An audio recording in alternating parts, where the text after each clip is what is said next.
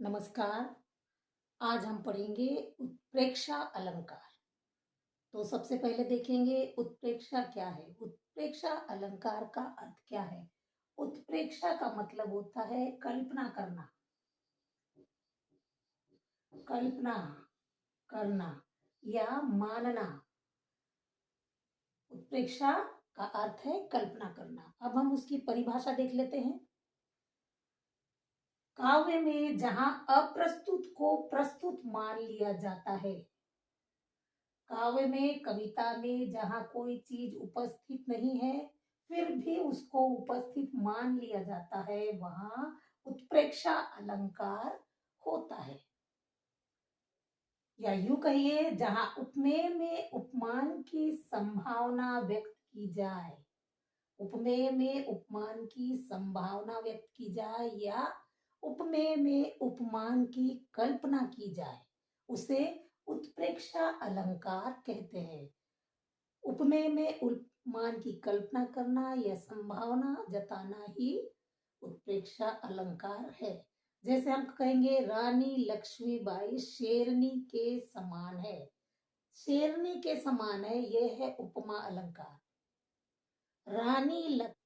रानी लक्ष्मीबाई शेरनी है, वहां पर उपमेय में उपमान को आरोपित कर दिया गया है, लक्ष्मीबाई को शेरनी बता दिया गया है।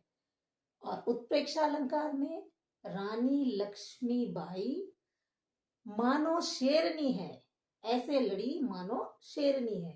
तो मानो मतलब कल्पना की गई है, वो शेरनी नहीं है, उसकी कल्पना की गई। तो यहाँ पर जो मानो शब्द आता है वह है, जिनको हम देखेंगे। जनु, जानो, मनु, मानो, जनहु, मनु, ज्यो, यो आदि, ये सब क्या है, वो उत्प्रेक्षावाचक शब्द है। ये सब उत्प्रेक्षावाचक शब्द है। तो जहां भी कविता में, पंक्ति में इन शब्दों का प्रयोग मिलता है, वहां कल्पना की जाती है, वहां माना जाता है। इन शब्दों का अर्थ क्या होता है, जनु, जानो, मनु, मानो, इन सब शब्दों का अर्थ होता है माना की, कल्पना करते हैं। तो आइए देखते हैं कुछ उदाहरण। अंबर में तारे मानो मोती अनगिनत है।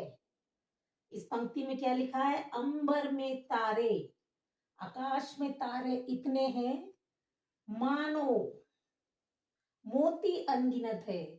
वो तारे आकाश में मोती नहीं है, लेकिन उन्हें कल्पना करके मान लिया गया है कवि के द्वारा कि मानो मोती अनगिनत है।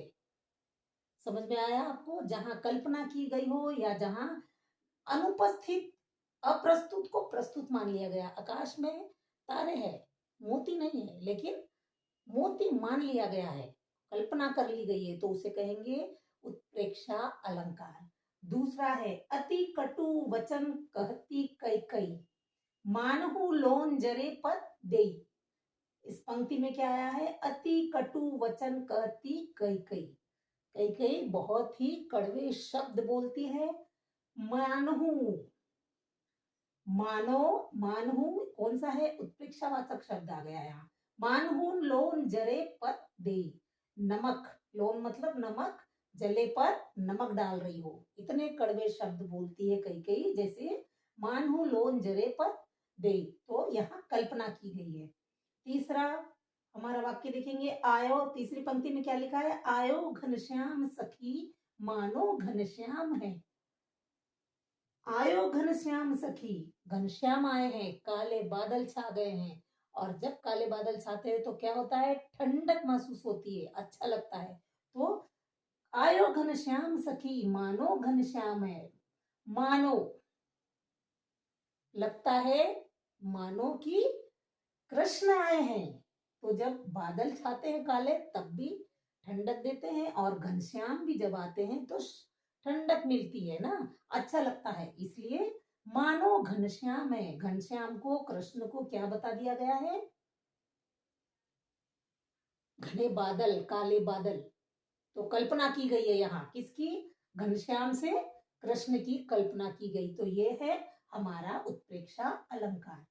बढ़त ताड़ को पेड़ यह, मनु चूमन आकाश। यह ताड़ का पेड़ जो है इतना बढ़ गया है, बढ़ रहा है। मनु मतलब मानो, मानो चूमन आकाश, ये पेड़ ताड़ का इतना ऊंचा हो गया है कि यह लगता है मानो कि ये आकाश को चूम लेगा। तो ये मानो कल्पना की गई है यहाँ पर। तो यहाँ उत्प्रेक्षा अलंकार आएगा। मनु, मनहु, मानो, ये सब उत्प्रेक्षा अलंकार के वाचक शब्द है। इनके आने से आप पहचान सकते हो कि पंक्ति में कौन सा अलंकार है, उत्प्रेक्षा अलंकार है। नेत्र मानो है कलम, कमल, कमल मतलब फूल।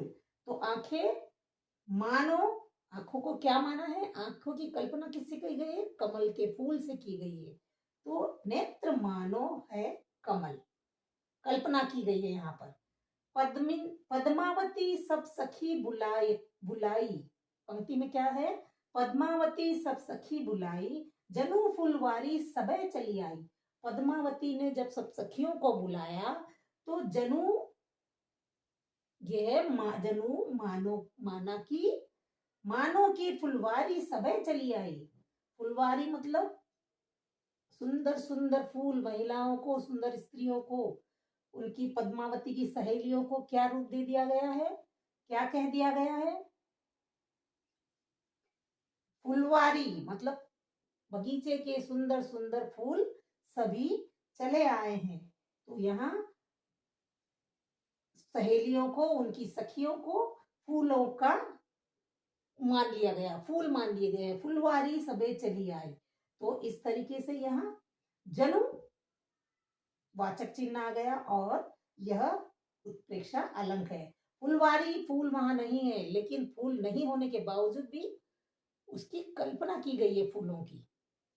सिर फट गया उसका वहीं, मानो अरुण रंग का घड़ा हो, उसका सिर वहीं फट गया, मानो जैसे कि अरुण मतलब लाल, लाल रंग का घड़ा हो। तो उसके सिर को फट गया है, तो वहां क्या है, लाल रंग का जो खून फैला है उसको क्या बता दिया गया है, लाल अरुण रंग का घड़ा। उसके खून की कल्पना किससे की गई है, अरुण रंग के घड़े से। तो यहाँ पर उत्प्रेक्षा अलंकार आएगा। अगला है हमारा, उस काल मारे क्रोध के तनु कांपने लगा। उस काल मारे क्रोध के तनु कांपने लगा। काल मतलब समय, उस समय गुस्से के मारे, क्रोध के मारे उसका शरीर कांपने लगा, थरथराने लगा। वो इतना गुस्से में आ गया कि वह कांपने लगा। और जब वह कांपने लगा तो क्या हुआ, मानो, लगता है मानो कि हवा के जोर से सोता हुआ सागर जगा। उसका गुस्सा इतना जोर से था, वो कपकपाने लगे गुस्से में। तो ऐसा लग रहा था मानो उनके गुस्से की कल्पना किससे गई है, सागर से। मानो सोता हुआ सागर जगा, सागर की लहरें आ गई है और गुस्से में बहा करके ले जाएगी। तो यहाँ पर क्या है, मानो शब्द है आपका, कल्पना की गई है, यह उत्प्रेक्षा अलंकार है। अगला वाक्य है हमारा, मैं चला साथ ले तुम्हें कनक। हमने रूपक अलंकार में पढ़ा, उपमा अलंकार में पढ़ा था, कनक का मतलब होता है सोना और एक अर्थ होता है धतूरा।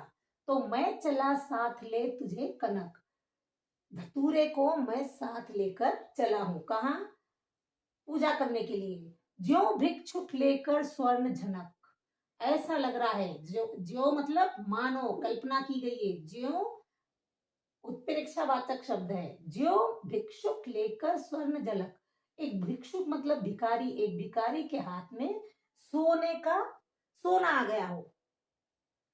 तो सोना पाकर वो भिखारी कितना खुश होता है, उसी तरह से मैं भी धतूरे को लेकर के खुश हूं। ज्यो, ज्यो यहाँ आ गया, ये क्या हो जाएगा, कल्पना का चिन्ह है। ये उत्प्रेक्षावाचक शब्द है, कल्पना की जाती है मानो की भिक्षुक लेकर स्वर्ण जनक।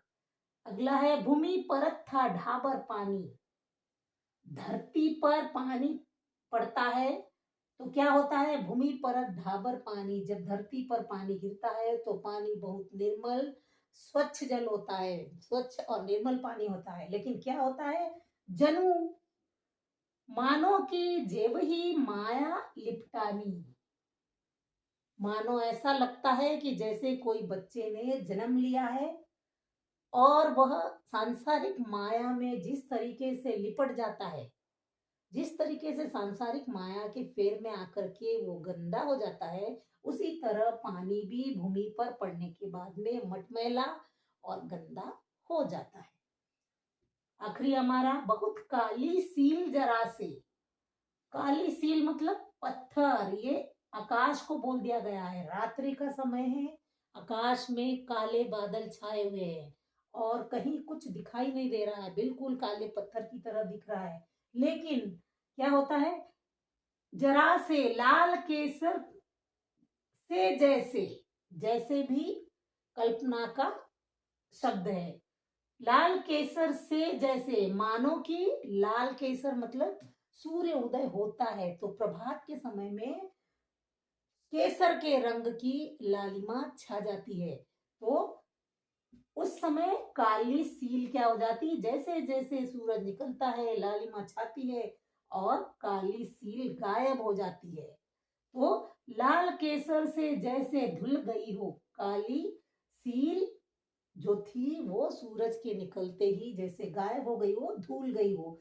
तो यहाँ जैसे शब्द आपका उत्प्रेक्षा वाचक शब्द है, तो इस तरीके से आप जनु मानो, जानो मानो, मानो जनहु मनु, ज्यो यो आदि उत्प्रेक्षा शब्दों से आप उत्प्रेक्षा अलंकार को पहचान सकते हैं। तो आशा करती हूँ आपको ये आज समझ में आया होगा।